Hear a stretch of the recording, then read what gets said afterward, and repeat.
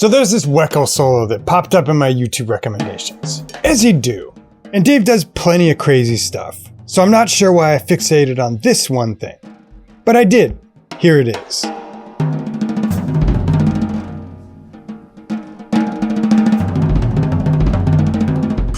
It might be because I've been practicing similar stuff, but the ease and seamlessness with which Dave flows over the kit with those doubles. Levels, lad. Levels. Anyway, this immediately made me mad because I couldn't do it. And like anybody with a healthy growth mindset, I immediately felt bad about myself, threw some sticks at the wall, and then asked God why I was forsaken to wander the earth, forever beholding drum greatness, but never able to touch it. What? Just kidding. But I did set about creating an exercise based on the stuff I saw Dave doing. And it wasn't long before I remembered a decades-old little thing my friend Kyle invented in music school, using rhythms from John Riley's book. And I realized I can double this. I'm Nate, and I explain the drums to people. Right? That's kind of what we do around here. Today, I'm going to show you that exercise and why I think it's based. Dude, are you 100 years old? Quit trying to sound like a Zoomer. Sorry. Swell. Can I say that? So yeah, Weckl exercise, step by step. Stay tuned.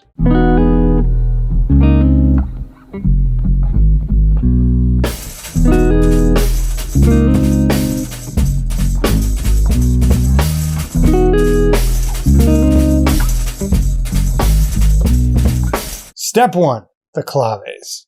Watch Dave here. He's moving over the drums in doubles.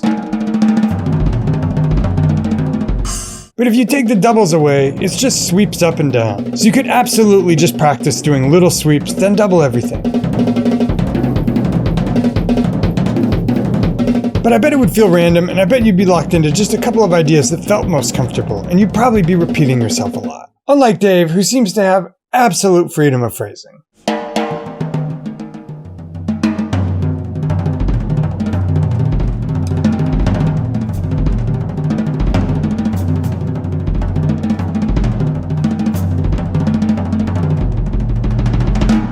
To get out of phrasing ruts, I like to give myself a system. And the system we're going to be using today is 2 to 4 exercises from the very beginning of John Riley's book. 100% of people, even if they don't play jazz, should buy this book. I'll link below the player. And I won't even give away the context for how these appear in John's book. But they are, for lack of a better word, claves. Clave just means key, and it's huge in Afro-Latin music, where you've probably heard claves clapped or played. And of course, in that tradition, it also means a polarity to the phrasing. Essentially a key to map songs onto a 2-bar structure that makes them danceable to dancers of the style. Experts of Latin music, you can tell me in the comments how I'm doing.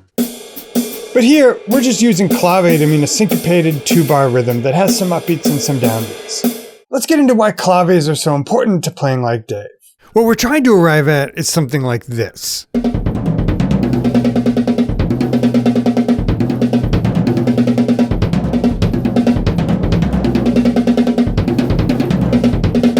But that has a lot of precursor stages to bootstrap you into it. If we imagine winding the clock back just a little bit to the stage before, it might sound like this.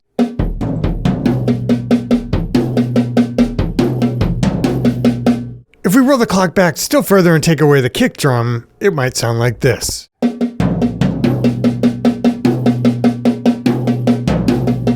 But wait, you might be asking, how do I know what to play on the toms and play on the snare? Here's how. If you wind that back even further and focus on just the claves, it'll sound like this. 1, 2, 3, 4.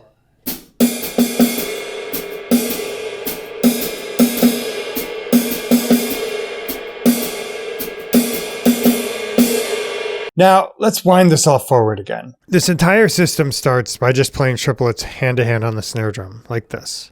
1, 2, 3, 4.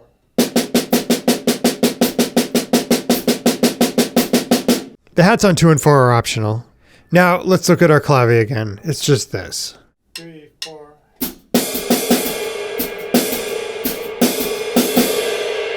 Here's the interesting part. Whenever we have a note in that clave, we're going to play that note on the toms, but we're going to maintain that hand-to-hand sticking in triplets. This will dictate which tom we hit. Remember, the first 3 notes of the clave are this. 3, 4. Translated into triplets over the toms, here's what it would sound like. 3, 4. See how which tom you hit is a function of the sticking? 3, 4. I promise all of this will end up here.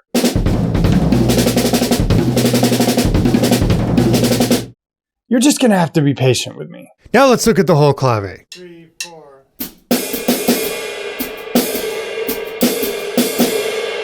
Here it is hand to hand on the toms using the system we just discussed. 3, 4.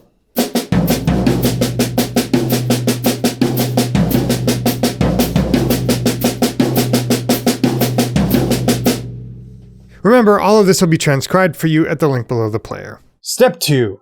Add the kick drum. So recall that we have our clave. 3, 4. And that we're translating it into triplets over the drums. 3, 4.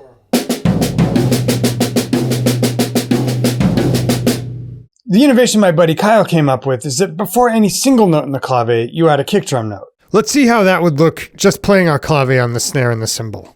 3, 4.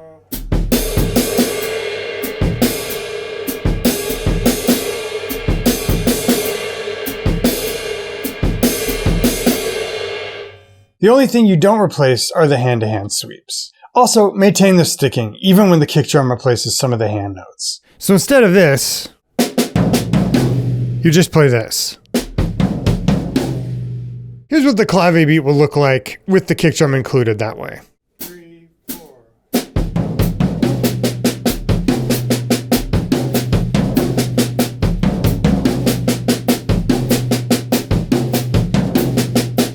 And actually going from here to where Weckl's going is conceptually pretty simple if you just imagine substituting a double for every single on the hands and keeping the kick single for now. 3, 4.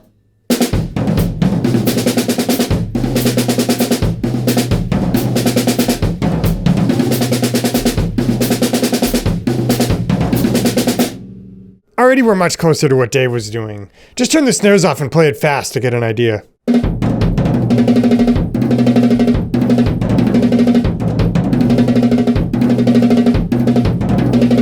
Not to mention this is a killer double stroke exercise. And can you see how it has a lot more direction than just sort of aimlessly playing doubles over the toms?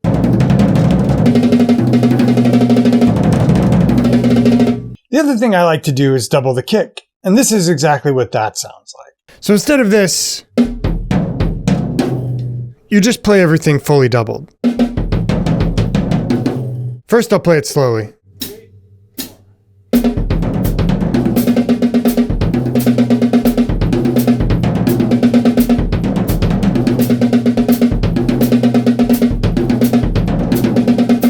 And if you speed that up, it starts to sound really Weckly.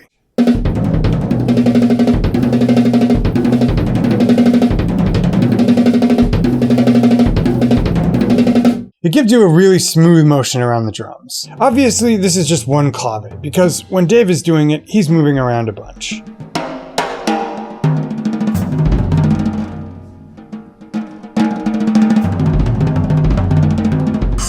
Which brings us to Step 3.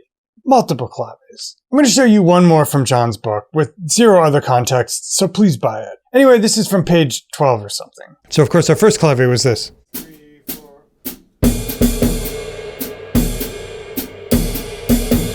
And our second clave will be this. 3, 4.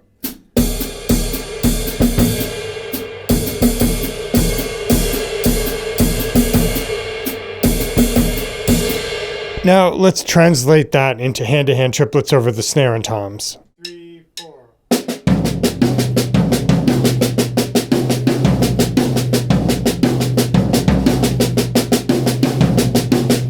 Next, if we Kyleize this beat by adding the right foot before any isolated tom accent, it'll sound like this.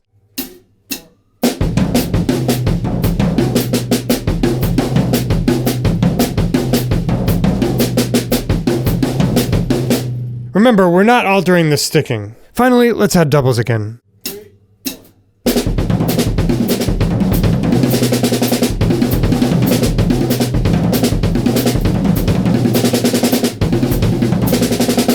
And we can invent other claves. For instance, say we want to go like this. 3, 4.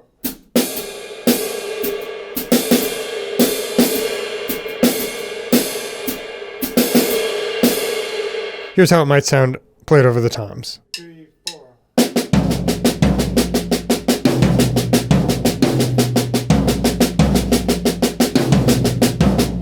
Now we'll add the foot.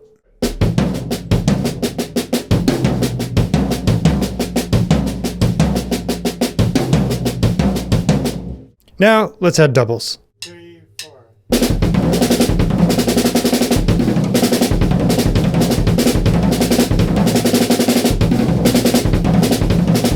That's all well and fine, you say, but when Dave's doing it, he's improvising it off the top of his head.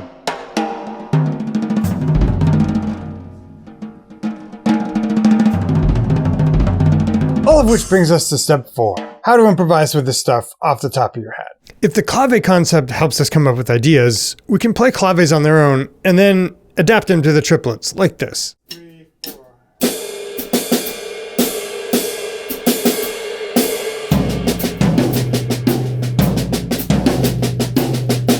Now we'll add the foot.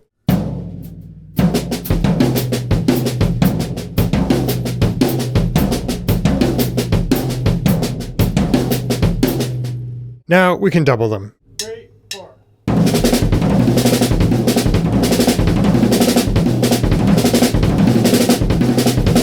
Eventually, of course, we want to get to the spot where we're kind of just improvising with doubles.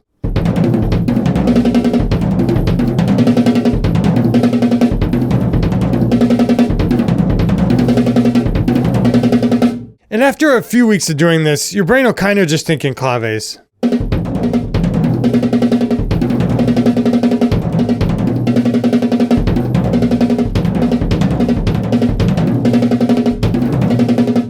Ultimately, what we're trying to get to is just improvising freely.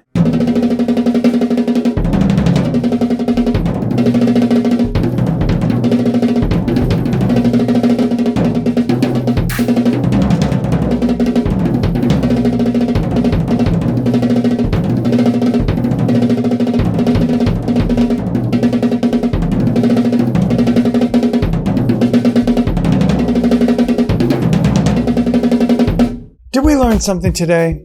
Anyway, all of this stuff will be transcribed for you at the link below the player. Dudes, it's been real, always enjoy these. See you again real soon in another lesson of the week.